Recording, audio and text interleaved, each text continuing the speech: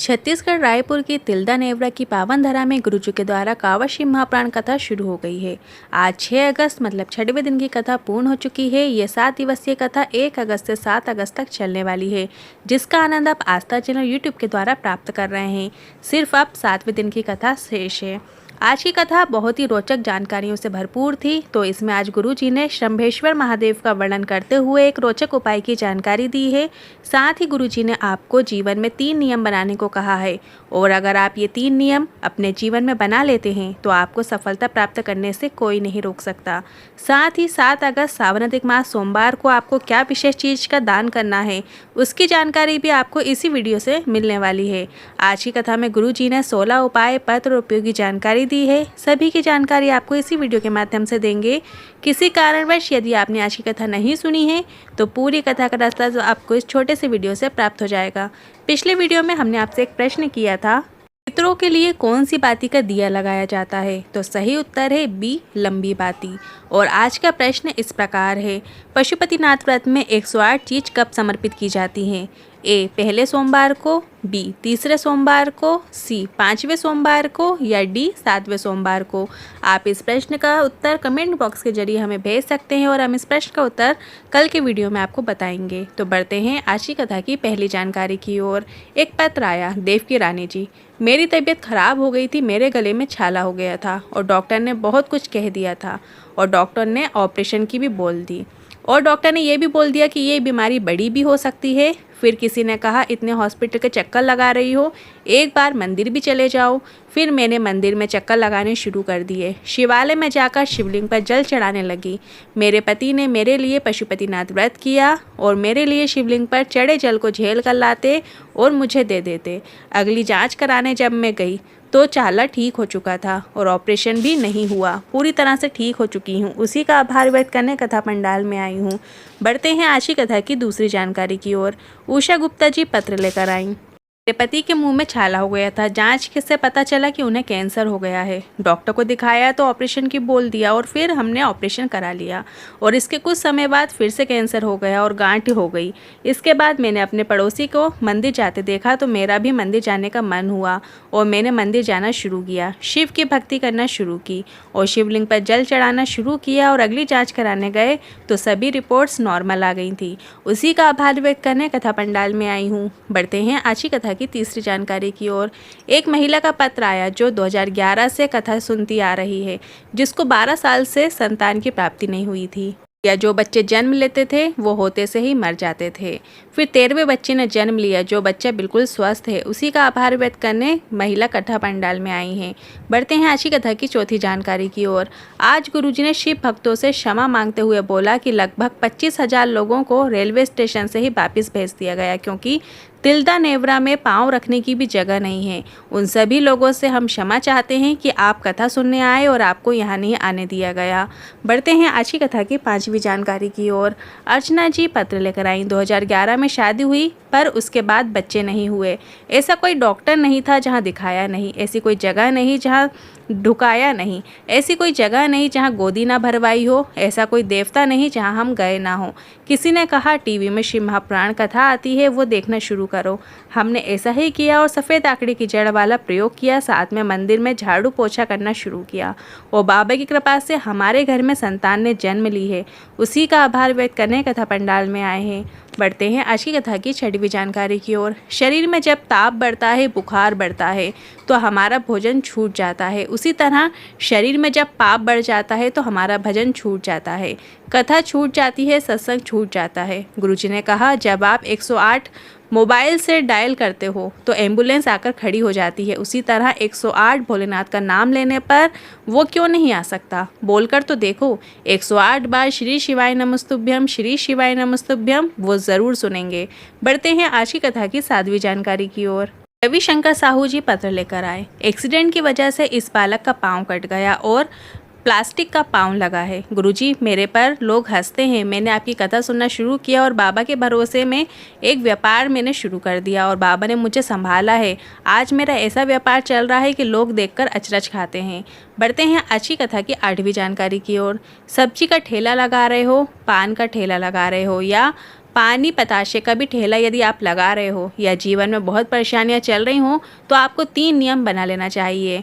गुरुजी ने बताया है, आप कोई भी कार्य कर रहे हो, आपके जीवन में समस्याएं चल रही हैं, परेशानियां चल रही हैं, तो आपको 3 नियम बना लेना चाहिए। पहला, पशुपतिनाथ व्रत एक बार अवश्य करके देखिए। अगर आपकी कोई भी समस्या चल रही है, कोई भी परेशानी चल रही है, चाहे व्यापार को लेके, नौकरी को लेके, कुछ भी लेके, तो एक बार आप पशुपतिनाथ व्रत ज़रूर करके देखिएगा। हिम्मत बिल्कुल मत हारिएगा।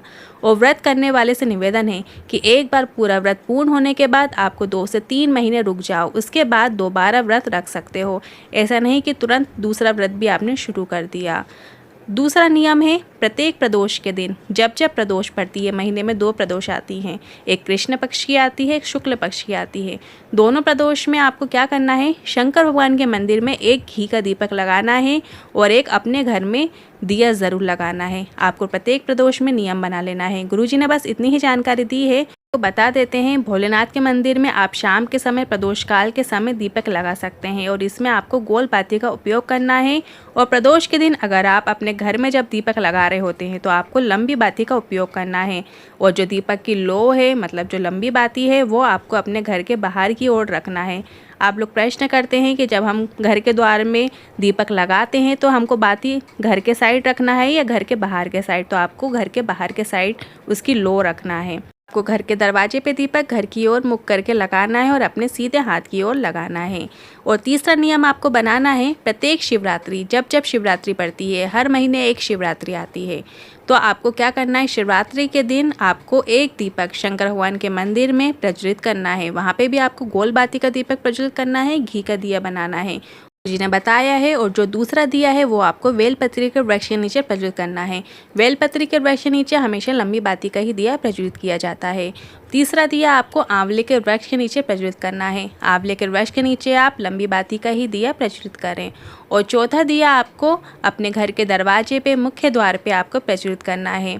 ये 4 जगह शिवरात्रि के दिन आपको दीपक लगाना शुरू कर देना है। इसके बाद गुरुजी ने कहा है 4 से 5 शिवरात्रि निकलेगी और बाबा इशारा कर देंगे और आपकी नैया पार लग जाएगी। यही 3 नियम है जो गुरुजी ने सभी से बनाने को कहा है। कहते हैं आज की कथा की 9वीं जानकारी की ओर। गुरुजी ने सीहोर की कांवड़ यात्रा जो 16 अगस्त को सावन अधिक मास की अमावस्या तिथि में, उसमें जो लोग आ रहे हैं या फिर किसी भी कांवड़ यात्रा में शामिल होने वाले हैं, उन्हें अपने घर से निकलते समय घर के दरवाजे के बाहर 2 स्वास्तिक बनाने को कहा है। मतलब जब आप कांवड़ यात्रा के लिए घर से निकलें तो आपको घर पे पहले 2 स्वास्तिक बना के निकलना है। और जो संतान प्राप्ति चाहते हैं उन्हें अपने झोली में कुछ चावल के दाने डालकर ज़रूर निकलना है। और जो बच्चे नौकरी की कामना कर रहे हैं वो भी घर से निकलते समय भोलेनाथ से कहें, मैं खूब पढ़ाई करूंगा, अपनी तरफ से कोई कसर नहीं छोड़ूंगा, बस एग्ज़ाम के समय आपका साथ चाहिए।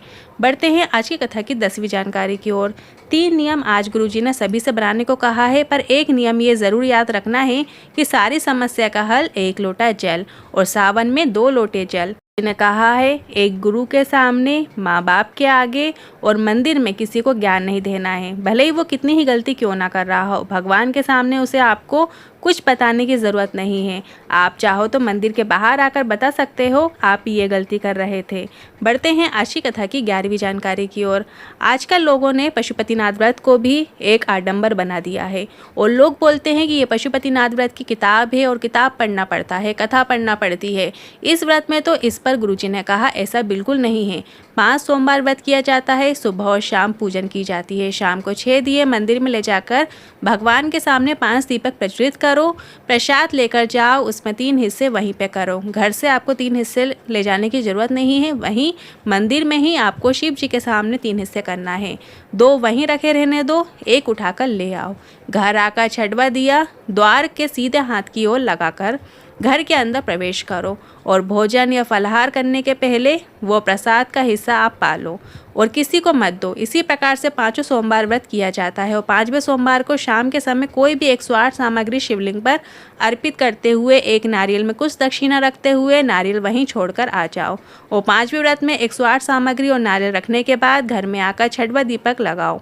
का प्रसाद सिर्फ शंकर भगवान के लिए बनाया जाता है, तो उतना ही बनाएं जितना प्रसाद में शामिल करना है। ऐसा नहीं कि बच्चों के लिए थोड़ा सा छोड़ दो और बाकी का प्रसाद बना लिया, ऐसा नहीं करना है। जितना बनाया है पूरा प्रसाद में ही उपयोग करना है। बढ़ते हैं आज की कथा की 12वीं जानकारी की ओर। शंभेश्वर महादेव का वर्णन करते हुए गुरुजी ने बताया, सोराइसिस या शरीर में खुजली, दाग, पिंपल्स और त्वचा संबंधित किसी भी प्रकार की परेशानी होने पर आपको बेलपत्र खाते समय शंभेश्वर महादेव का नाम जरूर लेना है। हमने पहले भी आपको बताया है, डॉक्टर की दी गई दवाई खाते समय आपको कुंदकेश्वर महादेव का नाम स्मरण करना है, गुरुजी ने कहा।